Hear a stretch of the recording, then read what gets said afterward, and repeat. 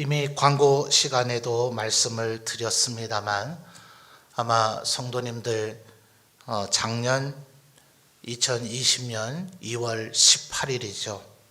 아마 그때의 느낌과 비슷한 마음을 가지시는 우리 성도님들도 혹시 계시지 않을까 그런 생각을 합니다. 제 마음이 그래서 그렇겠죠.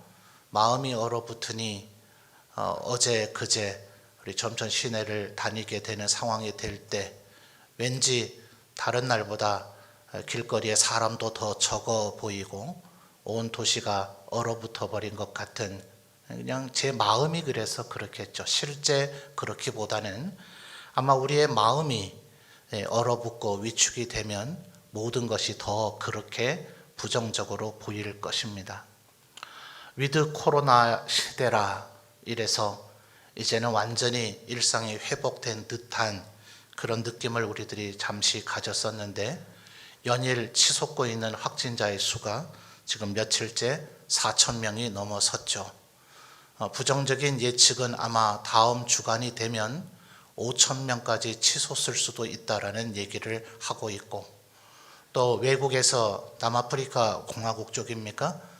오미크론으로 명명이 되어지는 또 다른 변종이 지금 발견이 되어지고, 지금까지 발견되어졌던 그런 다른 변이보다 훨씬 전파력이 더 강하고 2차까지 맞은 것이 전혀 무색하도록 돌파 감염이 되는 그런 종이라 해서 각국이 지금 다시 국가를 봉쇄하고 있는 그런 수순을 밟고 있는 나라들이 있다. 이런 지금 보도들이 들려오고 있죠. 어떤 목사님 SNS에 이 코로나가 전 세계 사람으로 하여금 우리 신약 성경에 기록된 헬라어 알파벳을 공부시키고 있다, 이렇게 얘기를 올리셨더라고요. 알파, 베타, 감마, 델타 중간에 여러 개 좀 생략됐죠. 분명히 변종이 있기는 하지만 그건 그다지 우려할 바가 아니기 때문에 그것은 건너뛰고 이미 오미크론까지 지금 계속해서 변종들이 나오고 있다는 겁니다. 그러니 사실 우리의 마음에 조금은 긴장감을 가져야 되는 것이 분명한 때인 것 같습니다. 또 작년과 올해 우리 성도님들 해마다 하나님 앞에 충성스럽게 가경의 사역으로 헌신을 하고 계시는데, 사실 작년과 올해의 적지 않은 사역은 왠지 사역을 전혀 하지 못한 듯한 그런 느낌을 가지시는 분들도 혹시 계시려는가 모르겠어요. 이렇게 사역을 할 것 같으면 아예 사역 지원을 안 하는 것이 맞지 않느냐, 혹시 이런 생각을 하는 분도 계실지도 모르겠고, 또 어쩔 수 없는 상황 가운데에서 우리들이 할 수 있는 최선의 노력을 경주했지만 제가 어제 그제 온 도시가 얼어붙은 듯 그렇게 보여지듯이 우리의 마음속에는 왠지 내가 충성을 다하지 않은 것 같고 최선을 다하지 않은 것 같고 또 내가 무능력한 것 같은 그런 느낌이 들 수도 있을 것 같습니다. 그래서 오늘 우리 본문 속에 나타난 삼손을 바라보면서 이럴 때 우리가 어떻게 해야 할 것인가 마음의 교훈을 얻는 우리 성도님들이 되시기를 바랍니다. 삼손은 사사기에 나타난 여타의 사사들과는 사뭇 다른 인물이죠. 사사들은 대부분 자기가 사사가 될지 하나님 앞에 부르심을 받기까지 전혀 예측하지 못했을 것입니다. 예컨대 기드온과 같은 이는 하나님 앞에 부름을 받았을 때 그 사명 감당할 수가 없어서, 자기가 사사가 된다는 걸 자기 스스로도 인정할 수가 없어서 하나님 앞에 여러 차례 그 부르심 소명이 맞는지를 확인해 달라는 요청을 하게 되죠. 온 대지에 물이 있으나 손뭉치에는 물이 없도록 한 번 더 하겠습니다 하면서 손뭉치에만 물이 있고 온 대지는 물이 없도록 하는 등의 그런 확인 절차를 하나님께 구할 정도로 사사들은 부름을 받았을 때 조금 당혹스러워 했었습니다. 그런데 이 삼손은 마치 예수님께서 태어나실 때 모습과 흡사하게 아예 태어나기도 전부터 너는 하나님 앞에 구별된 나실인으로 자라나게 될 것이라는 부모님이 일종의 이런 것을 수태고지라 그렇게 얘기를 하죠. 잉태하게 되어지는 과정 속에서 이미 하나님으로부터 어떤 사명과 어떤 숙명을 가지고 태어날지를 들게 되는 그런 경험을 한 이가 사사 바로 삼손입니다. 그러니 여타의 다른 사사들과는 비교할 수 없는 하나님의 은혜를 이미 입은 사람이죠. 그런데 안타깝게도 삼손이 그 사명을 감당하는 전략을 택한 것은 너무나 안타까운 방법이었습니다. 블레셋 여인들과의 결혼의 관계를 통해서 블레셋인들과 접촉하고 그들을 공략하고 그들을 정벌하는 일을 해내리라. 목적은 참 좋죠. 블레셋을 정벌하고 그들에게 하나님의 징계를 내리리라 하는 그 목적에는 틀림이 없으나 그것을 이루어가는 방법이 전략적인 좋은 방법이 아니었기 때문에 삼손의 일생은 얼룩지게 되어집니다.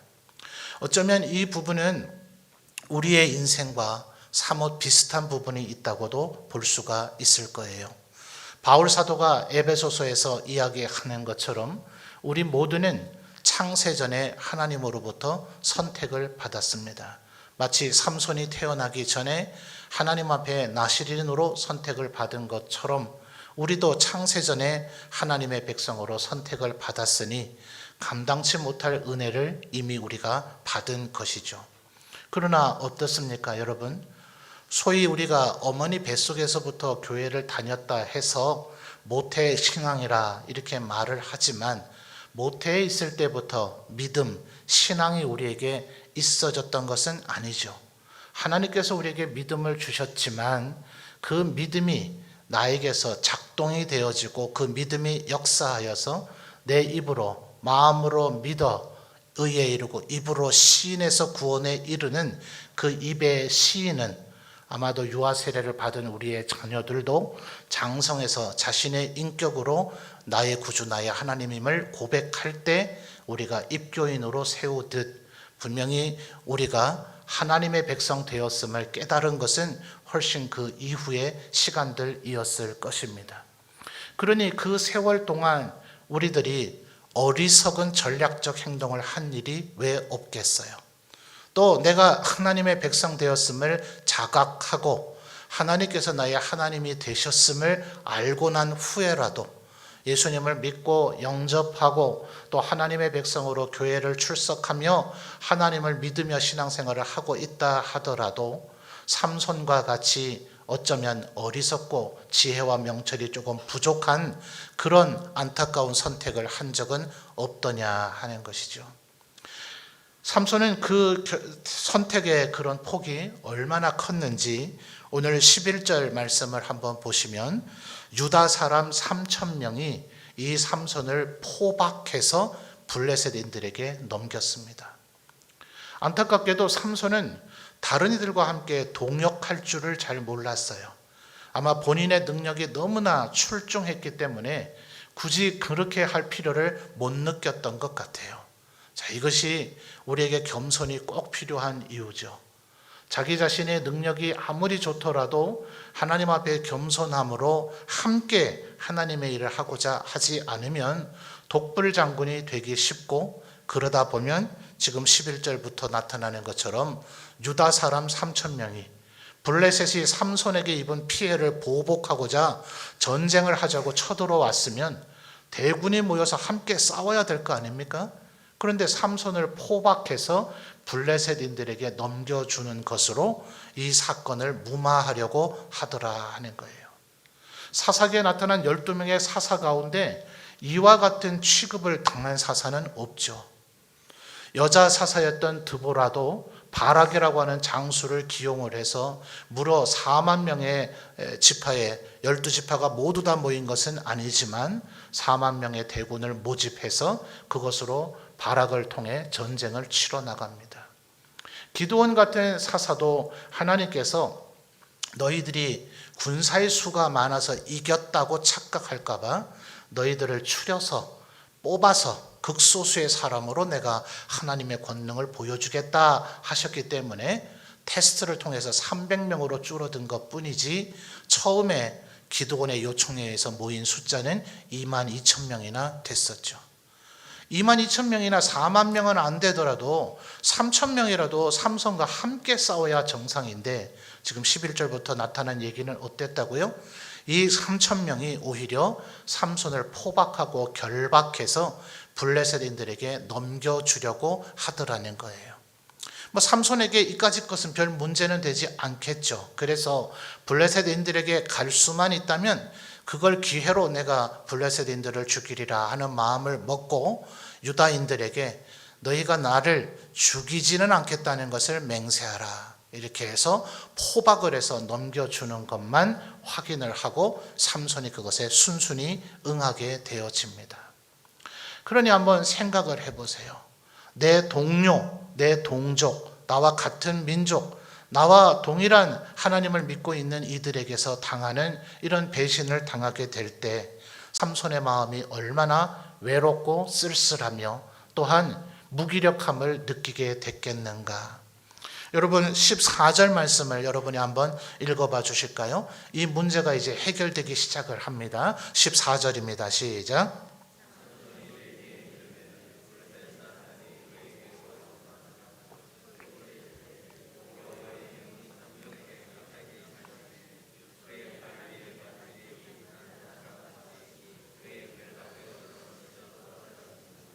아멘. 자, 이것이 바로 구약에서 활동하셨던 성령님과 오순절 성령 강림 사건 이후에 우리에게 임하시는 성령님과의 사역의 대표적인 차이다. 이제 신학자들이 그렇게 이야기를 합니다. 예수님께서 성육신하셔서 이제 십자가를 질 때가 다 되어 가셨을 때 이런 말씀을 하셨죠. 내가 아버지께로 돌아갈 때가 다 되어 가는데 내가 아버지께로 돌아가면 아버지께서는 또 다른 보혜사 성령님을 너희에게 보내실 것인데 그는 고아와 같이 너희를 버려두지 아니하고 언제나 너희와 함께 계실 것이다. 바로 성령님 14절에 얘기하는 여호와의 영이시죠. 그러므로 오순절 성령 강림 사건 이후에는 하나님의 백성들의 심령마다 성령님께서는 임재하셨고 떠나지 않으시고 언제나 우리와 동행하십니다. 그러나 구약 시대에는 이 삼손을 비롯한 여러 믿음의 사람들에게 하나님의 영이 잠시 임하셨다가 그 이후에는 임해 계시지 아니하시는 그런 모습을 보여주고 있습니다. 그러니 삼손에게 하나님의 그 거대한 힘의 능력이 나타나는 것은 사실은 머리카락의 원인이 있는 것이 아닙니다. 하나님이 삼손에게 나실인의 규례로 명령한 것을 그가 순종할 때에 혹은 거역했을지라도 하나님의 긍휼의 마음이 그에게 임할 때 임재가 일어날 때에 그 능력이 발현이 되어지는 것이지 우리는 흔히 영화화되어진 것들을 많이 보고 성경 문맥을 조금 가볍게 보므로 머리카락만 길어지면 자동적으로 힘이 복원되는 줄로 착각하는 경우가 많습니다. 핵심은 삼손의 일화를 쭉 한번 정독을 해보시면 삼손에게 하나님의 권능과 능력이 나타날 때는 언제나 성령님이 임하셨을 때예요. 그러니 이 문제의 해결을 어떻게 해야 됩니까? 다른 데에서 문제가 있는 것이 아니라 성령님이 삼손에게 다시 임하실 때 그의 결박을 묶었던 13절 하반절에도 표현이 된 것 같이 새 밧줄이었거든요. 그걸 두 겹으로 결박을 했다 말이죠. 일반인으로서는 도무지 끊어낼 수가 없는 것인데 그것이 14절 하반절을 보니까 불탄 삼줄과 같이 아주 손쉽게 끊어지더라. 문제 해결이 이제 결박을 푸는 것으로부터 시작이 되는데 그 원인은 하나님의 성령이 임한 것으로 해결이 되더라 하는 겁니다. 블레셋인들이 무력해서가 아니라 유다인들이 갑자기 마음을 바꿔서 우리가 삼손과 함께 싸우자 이렇게 마음을 바꾼 것 아니라 성령님이 그에게 임하시면 그가 비록 전략적 선택을 잘못해서 지금까지 동역자들에게 외면당하고 혼자 독불장군으로 싸우고 아무 일도 하지 못하는 무력감과 요즘 젊은 애들 말로 하면 왕따 당한 것 같은 그런 상황에 빠진다 하더라도 성령님께서 그에게 임하시면 문제 해결이 시작이 되더라 하는 것입니다. 그러므로 코로나가 다시 재창궐하는 것 같은 바로 이 시기에도 여전히 오늘을 우리가 살아갈 힘과 은혜는 성령님으로부터 공급되어지는 줄 믿습니다. 그래서 성령의 은혜를 다시 한번 간구하시는 우리 모든 성도들이 되시기를 주님의 이름으로 축원합니다. 성령님께서 우리에게 임하셔서 우리를 떠나지는 않으시지만 세례 요한도 그렇게 말했죠. 나는 물로 세례를 주지만 내 뒤에 오시니 예수 그리스도께서는 너에게 불과 성령으로 세례를 주실 것이다. 그래서 예수님이 오시면 우리에게 성령 세례가 임해지고 성령님께서 우리에게 오십니다.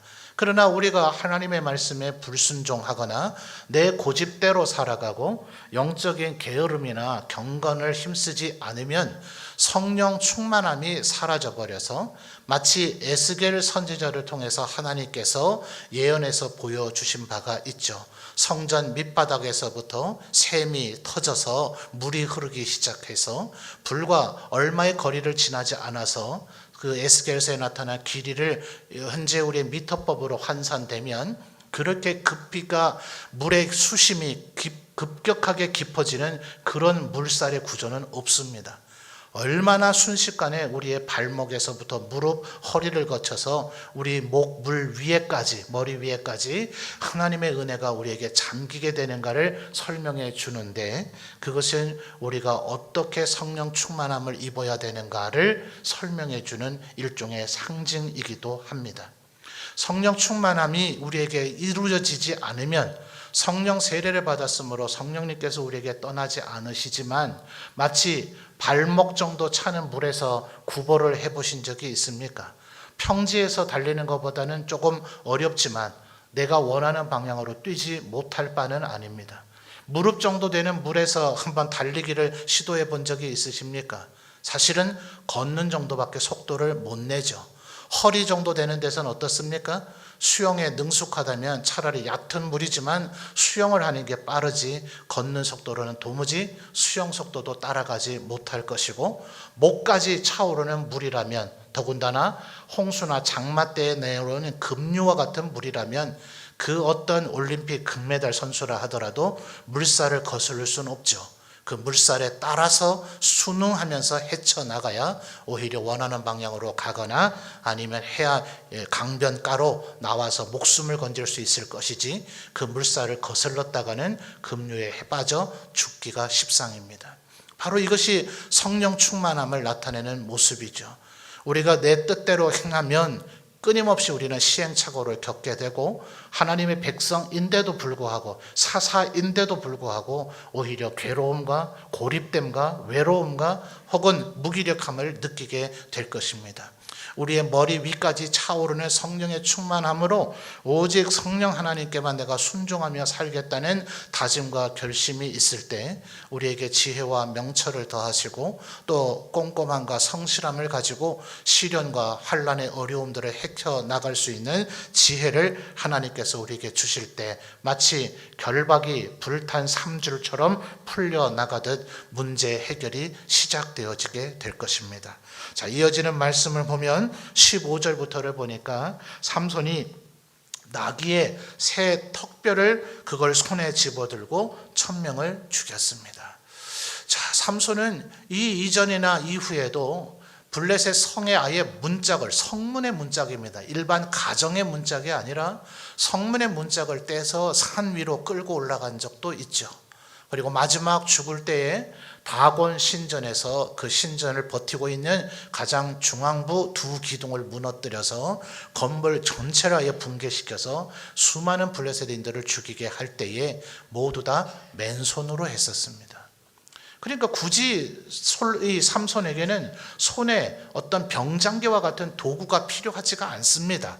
더군다나 15절을 잘 보시면 나귀의 새 턱뼈입니다. 턱뼈. 이 궁금하시면 라맛 레히라고 하는 단어로 인터넷에 검색을 하시면 실제 나귀 턱뼈를 두 조각으로 부러뜨려야 되겠죠? 앞으로 한번 보실까요? 턱뼈는 여기에서부터 이런 구조로 되어 있잖아요. 일종의 타원형이 되기 때문에 그걸 두 개로 부러뜨려서 양손에 쥐고 싸우지 않았을까? 이런 상상도의 그림을 그려놨거나 실제 나귀 턱뼈에 실물 사진을 올려놓은 것들이 인터넷에 자료가 엄청나게 많이 있습니다. 그런데 15절을 보면 불필요할 것 같은 한 글자의 단어를 생략하지를 않았죠. 삼손이 나귀의 무슨 턱뼈요? 새 턱뼈입니다. 뼈는 아무래도 살점이 다 떨어져 나가고 공기 중에 노출이 되어 있으면 점점 더 단단해지는 경향이 있죠. 새 턱뼈는 똑같은 턱뼈라 하더라도 아직은 좀 악교질 성분이 더 주도하고 있는, 석회질 성분이 나중에 악교질 성분은 빠져나가고 증발해버려서 석회질 성분이 남았을 때 좀 더 단단해지는 경향이 있다 그래요. 새 턱뼈라면 아직은 조금 말랑말랑한, 그다지 가격했을 때 힘을 주기 어려운 상태로 턱뼈를 굳이 무기로 쓴다면 최상의 상태도 아닌 상태임을 지금 묘사하고 있는 겁니다. 더군다나 삼손은 어떤 사람이에요? 나시린으로 선택되어져서 태어나서 자란 사람이기에 그는 사체에 손을 대면 안 되는 규례를 갖고 있습니다. 이 턱뼈는 반드시 사체에서 나온 것일 수밖에 없죠. 그러니 사실은 이 나귀의 새 턱뼈는 효율적인 면으로서도 무기로 쓸 수가 없는 것이고 그의 영적인 규례면에서도 쓸 수가 없는, 아마도 아무짝에도 쓸모없고 있으나 마나한, 아니 오히려 있어서 더 별로 득도 되지 않는 도구가 이 새 턱뼈다 하는 것이에요. 그런데 하나님께서는 맨손으로도 충분히 하나님의 이 사역을 이룰 수 있는 삼손에게 굳이 이 도구를 사용해서 이 일들을 이루고 나서 17절에 보니 그 턱뼈를 던지죠. 이제는 더 이상 휴대하고 있을 이유도 없죠. 그러면서 이것을 라맛 레히라, 턱뼈를 통해서 산더미 같은 블레셋인들의 시체를 쌓게 됐다, 위대한 승리를 한 장소다 라는 의미로 라맛 레히라고 부르게 되어집니다. 어쩌면 우리 성도들은 하나님의 일을 내가 섬겨야 된다, 교회 사역에 헌신하시라, 내가 가진 재능이 없는데, 은사가 없는데, 내가 할 수 있는 것 아무것도 없는데, 지금 보시잖아요.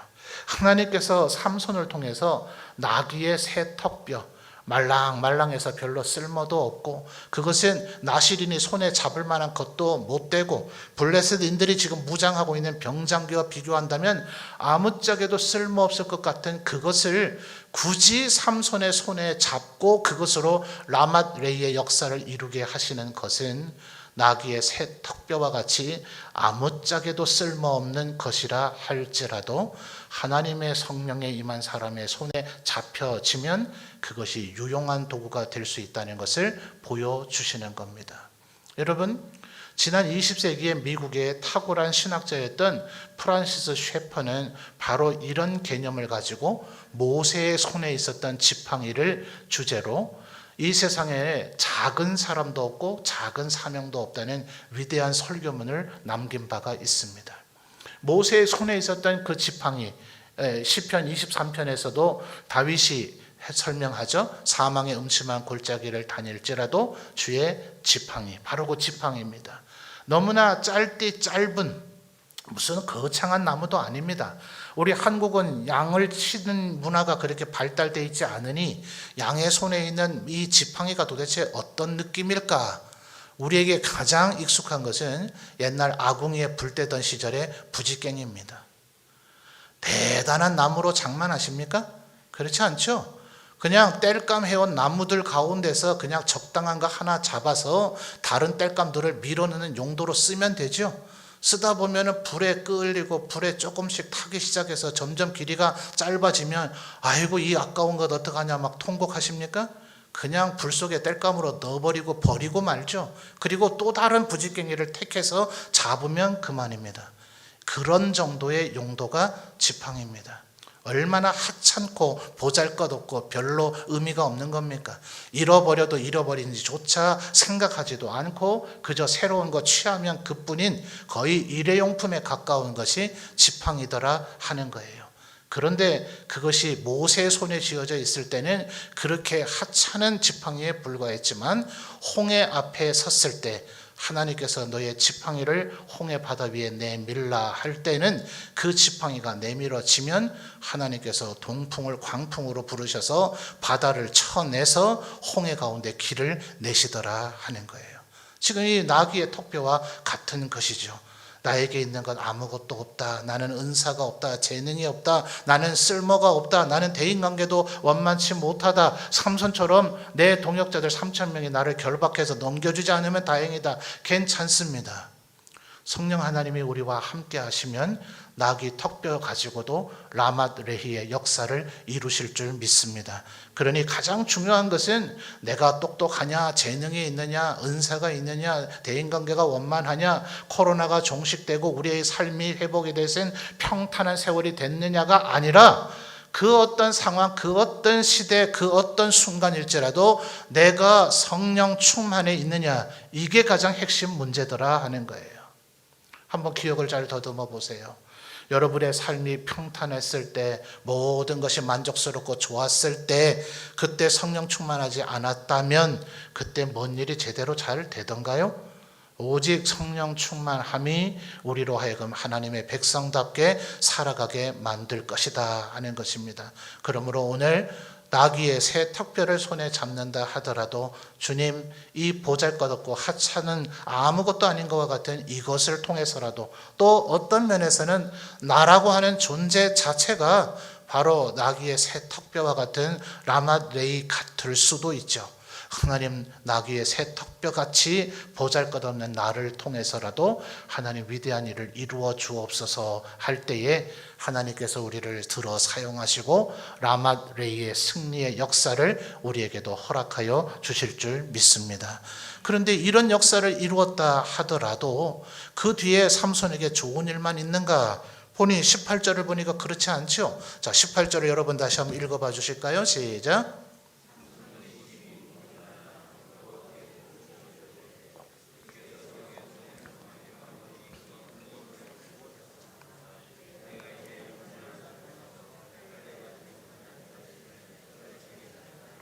아멘. 와, 이 얼마나 어처구니가 없습니까? 앞서 우리가 읽었던 15절을 보면 이 턱뼈 가지고 무려 블레셋인 1,000명을 죽였거든요. 와, 여러분 이게 상상이 됩니까? 1대 1,000입니다. 1대 1,000. 10명도 아니고 100명도 아니고 1,000명을 죽일 동안 삼손은 부상을 입지 않았어요. 그런데 어처구니 없게도 지금 목말라 죽게 생겼더라 하는 거예요. 여러분, 오늘 이 말씀이 여러분에게 은혜가 되어져서, 그래, 내가 나귀 새턱뼈 같을지라도 내가 하나님 앞에 한번 쓰임 받아봐야지, 내가 최선을 다해 살아봐야지, 성령 충만하기를 날마다 기도해야지, 지금 이렇게 다짐하고 여러분이 기도하고 이 예배당 문을 나서면 갑자기 예배당 앞에 꽃길이 펼쳐지는 건 아니다 이 말입니다. 여전히 저 밖은 코로나가 득실되고 있습니다. 여전히 우리의 마음은 여전히 얼어붙어 있습니다. 여전히 나는 나귀 턱뼈처럼 보잘것 없습니다. 심히 목이 말랐다고 18절에 얘기하고 있죠. 그럴 때 이 문제를 삼손은 어떻게 해결했는가? 여호와께 부르짖어 이르되, 그가 부르짖었더니 하나님께서 그 레히, 라맛 레히의 그 승리의 장소인 레히에서 샘을 터뜨려 주셨고, 19절 하반절을 보니까 삼손은 그 샘의 이름을 뭐라 불렀어요? 엔하꼬레라 불렀는데, 여러분 성경에 주석이 되어 있죠? 엔하꼬레라고 하는 말의 의미가 뭡니까? 부르짖은 자의 샘이라. 창세기에도 보면 이와 비슷한 샘이 하나 있죠? 애굽 여인으로 여종에 불과했고 주인 사라에게 까불다가 자기 스스로 못 견뎌서 그 집을 도망 나온 여인 하갈, 뭐 하나 잘한 게 없잖아요.